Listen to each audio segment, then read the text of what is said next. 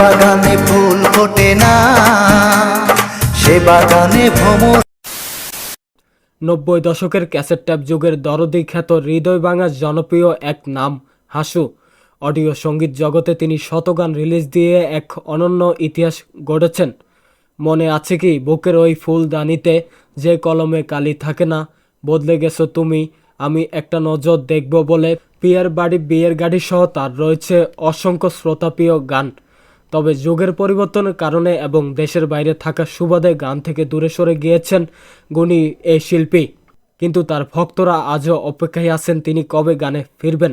যাই হোক, আজকের আয়োজনে গুণী বিরোহী হারিয়ে যাওয়া লিজেন্ড এই শিল্পীর জীবনের জানা অজানা কাহিনী, বর্তমানে তিনি কোথায় এবং কেমন আছেন সে সম্পর্কে সংক্ষেপে জানব।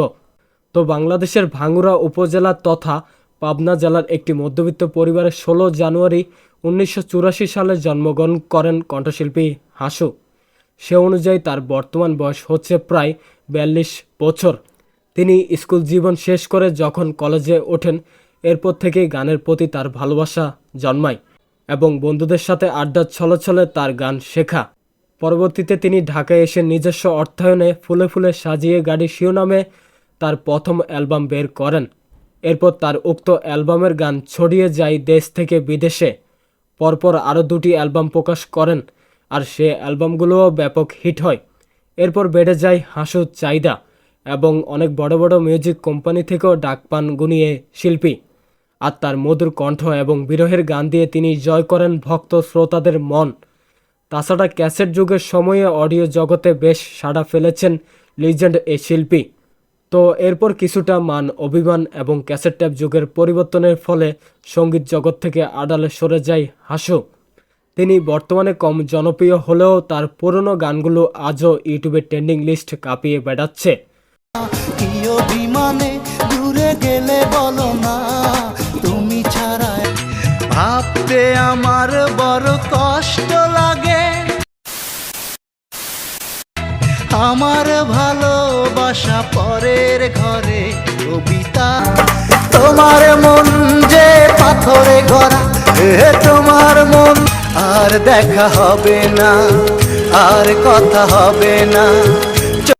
তো ক্যাসেট ট্যাপ যুগের সময়ে অনেক কণ্ঠশিল্পী উঠে আসার পেছনে এই হাসুর ব্যাপক সহযোগিতা ছিল। তবে তারা বর্তমানে হাসুকে তার প্রাপ্য সম্মান দিতে পারেনি। তবে তাই বলে তিনি মন খারাপ করেন না, কারণ উপকারের কথা সবাই মনে রাখবে না, এটাই বাস্তব। যাই হোক, দীর্ঘ বিরতি শেষ করে অবশেষে সম্প্রতি তাকে বেশ কিছু নতুন গানে কণ্ঠ দিতে দেখা যাচ্ছে। এর মানে এখন তিনি নতুন করে আবারও গানে ফিরলেন। তো নিজস্ব ফেসবুক, ইউটিউবে গান এবং কাজের আপডেট নিয়মিত শেয়ার করছেন গুণিয়ে শিল্পী।